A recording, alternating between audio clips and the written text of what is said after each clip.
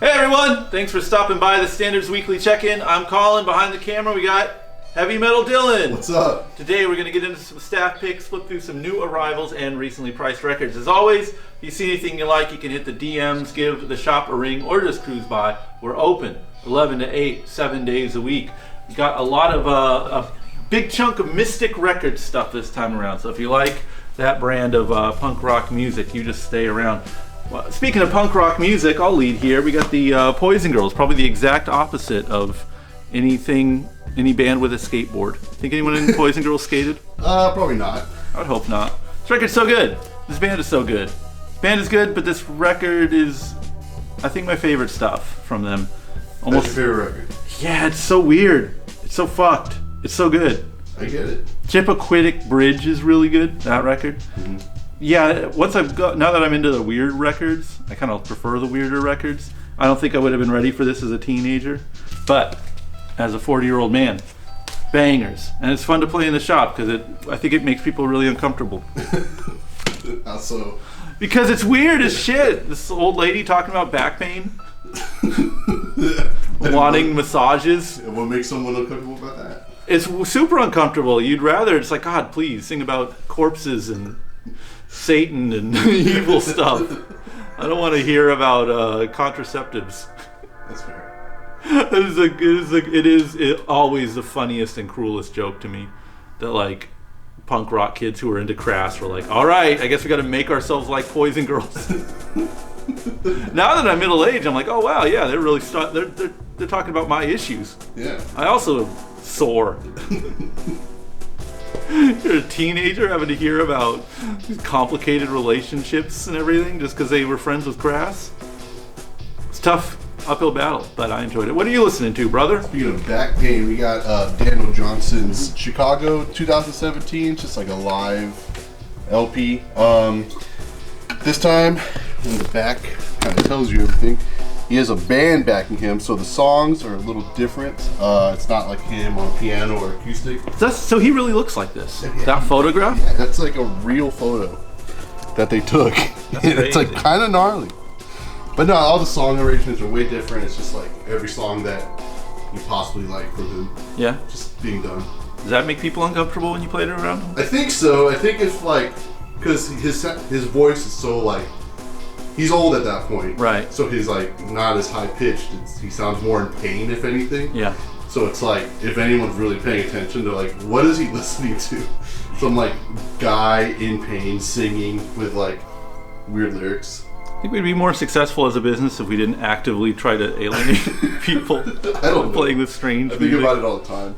I was listening to some Donald Fagen and some Michael McDonald too. I balanced it out. Yeah. I rarely balanced it out. I used to be fine. Yeah. I don't know what happened. I snapped. You got twisted, dog. Yeah. You're dark. You're dark, fool. I got dark. Let's look through some records. All right.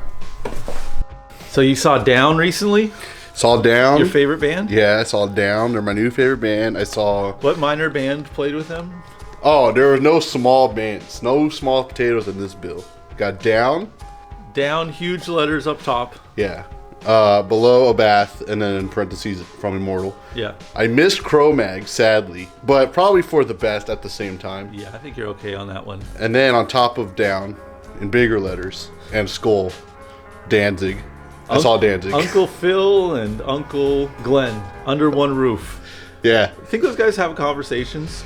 Phil has said that they have. Phil on stage said straight up, he's like my little older brother.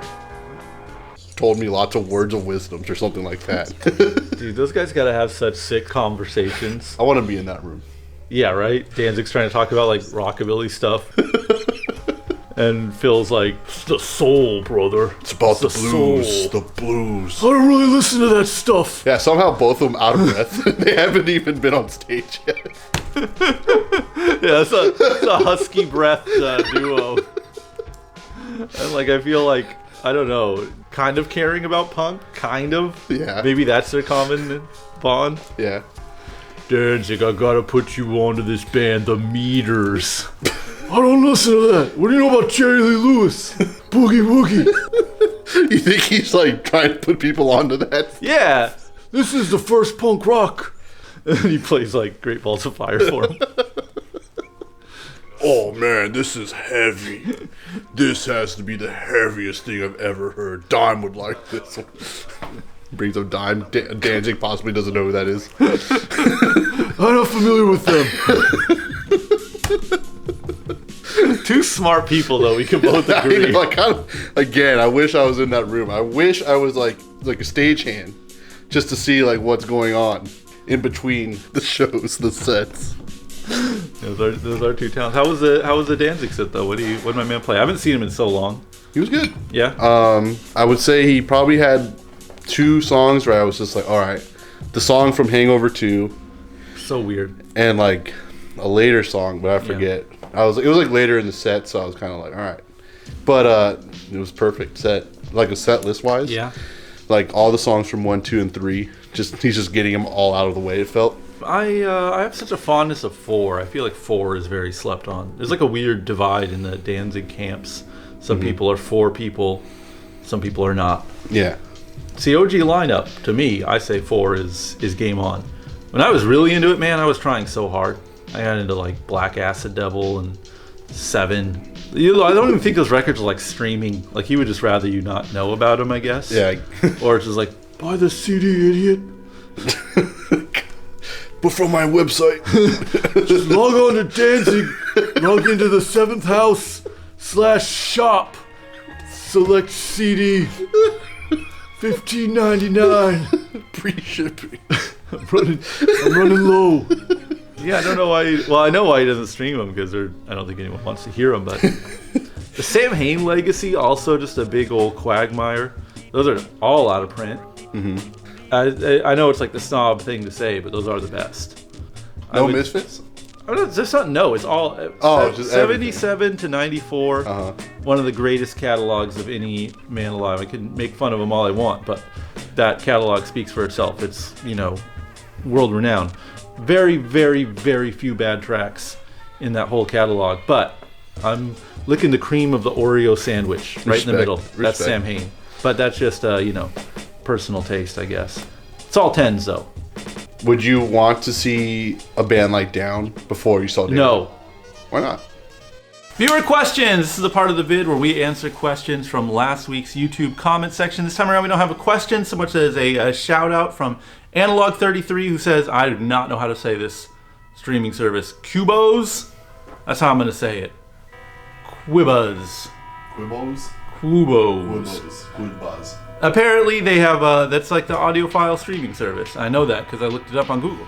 And that's the first thing that comes up. It says audiophile streaming service. He says it's like a CD quality. So if you like your digital media sounding really good, that's apparently the spot, which I am, it is tempting, I gotta say. I'll be the first to admit that I'm not too picky with digital music. Usually if I'm listening to something like that, it's like I'm on the run or in the car, window down, sound of the beach rolling through my ears, in my muscle car, which is super loud. Usually I'm not listening to digital like that in a position to really dig in and enjoy the music. But it is true, and he is right. Most people don't really care about that. But they should, because you know what? Your ears are worth it. So shout out Quibos. I don't mean to mock it. I just legitimately don't know how to say it. Anyways, if you have any questions you would like to see answered or any streaming services you want to shout out, hit the YouTube comment section and we'll address it next week. Thanks for watching, everyone. Peace.